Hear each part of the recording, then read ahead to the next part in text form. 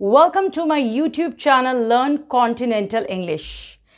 Today we are going to do verb forms with the letter E. Last class में हम verb forms किए थे with the letter D. Now, what I am observing that आप collocations का videos देख रहे हो, but you're not watching these videos.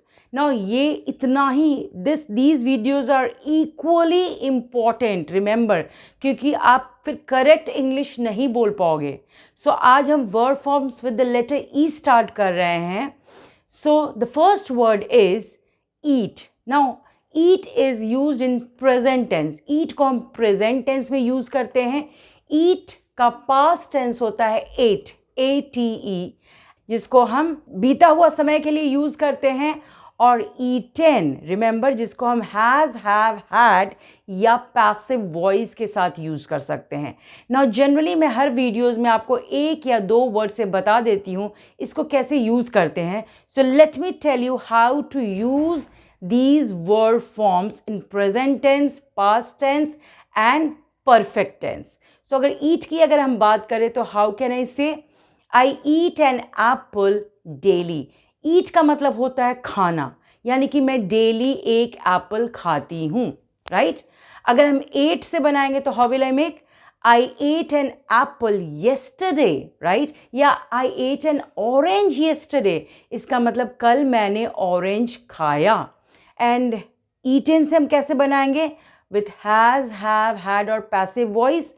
I have eaten a banana just now, यानी कि मैंने जस्ट एक बनाना केला खाया है. ओके, सो रिमेंबर जो V3 होता है ना, that is eaten, you will always use with has, have, had as well as passive voice. अब इतना बिल्कुल मैं हर वीडियो में बताती हूँ, हैज़, हैव, हैड के साथ आप सिर्फ और सिर्फ V3 ही यूज़ करोगे. बहुत बच्चे V2 यूज़ कर देते हैं. That is not a mistake, it's a blunder. Okay, so remember V3 is always used with has, have, had and remember passive voice. Okay, so now let us move to the next word. Second word है earn, E-A-R-N, जिसका हिंदी होता है कमाना और इसका past tense that is V2 होता है earned, जिसमें ED लग जाएगा, E-A-R-N-E-D, और इसका V3 भी earned होता है E-A-R-N-E-D. थर्ड वर्ड है एन्जॉय. एन्जॉय का मतलब होता है आनंद लेना, जिसका V2 होता है enjoyed एंड V3 भी enjoyed. एन्जॉय में हम ED लगा के V2 और V3 बनाते हैं. फोर्थ वर्ड है एक्सपेक्ट.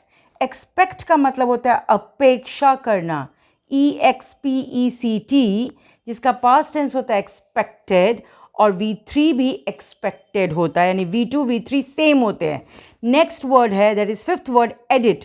एडिट का मतलब होता है संपादन करना, जिसका पास्ट टेंस या V2 एडिटेड होता है, E-D-I-T-E-D, एंड इसका V3 भी एडिटेड होता है, E-D-I-T-E-D. सिक्स्थ वर्ड है एंड. एंड का मतलब क्या होता है? अंत, जिसका V2 ended, E-N-D-E-D, और V3 भी इसका ended होता है, E-N-D-E-D. सिक्स्थ वर्ड है escape. escape, E-S-C-A-P-E, जिसका हिंदी मतलब होता है भागना. ओके, इसका V2 भी escaped होता है, E-S-C-A-P-E-D. E-D लगा के हम V2 और V3 बनाते हैं. V3 is also escaped, E-S-C-A-P-E-D. Eighth word है एक्सप्लेन. एक्सप्लेन का मतलब होता है समझाना. मैं अभी आपको क्या कर रही हूँ? वर्ड फॉर्म्स एक्सप्लेन कर रही हूँ, E-X-P-L-A-I-N, जिसका V2 भी एक्सप्लेन्ड होता है ED लगा के और V3 भी एक्सप्लेन्ड ED लगा के. नाइन्थ वर्ड है एक्सपायर. जो मेडिसिन एक्सपायर कर जाते हैं, एक्सपायर का हिंदी होता है समय सीमा समाप्त होना, जिसका पास्ट टेंस है V2 होता है एक्सपायर्ड, E-X-P-I-R-E-D, एंड इसका V3 भी एक्सपायर्ड होता है, विच इज़ E-X-P-I-R-E-D. ओके, सो हम नाइन्थ वर्ड कर रहे थे अभी. टेंथ वर्ड है एलेक्ट.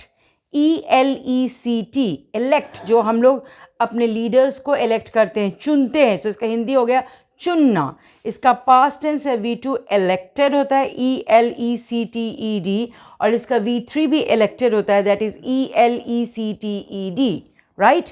ओके, अब मैं एक और वर्ड से आपको सेंटेंस बनाना सिखा दे रही हूँ V1, V2 और V3 के फॉर्म्स में। अगर हम वर्ड एन्जॉय लेते हैं, राइट, तो इसे हम प्रेजेंट टेंस में कैसे बनाएंगे? आई एन्जॉय टीचिंग चिल्ड्रेन, यानी कि मुझे बच्चों को पढ़ाने में आनंद आता है। ओके, इसको V2 या पास्ट टेंस में हम कैसे यूज़ करेंगे? I enjoyed the school picnic yesterday, यानी कल जो हम लोग बच्चों के साथ स्कूल से पिकनिक गए थे उसको मैंने कल एन्जॉय किया।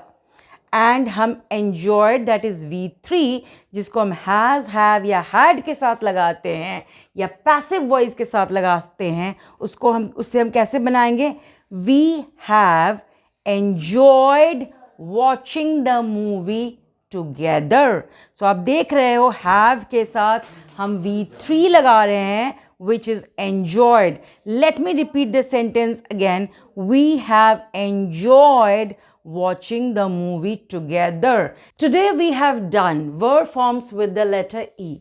In the next class we are going to do verb forms with the letter F. So अगर अभी तक आपने मेरे चैनल को सब्सक्राइब नहीं किया है, please go ahead, subscribe it, share it and like it. Let's learn, connect and enjoy together. Thank you everybody. Thank you.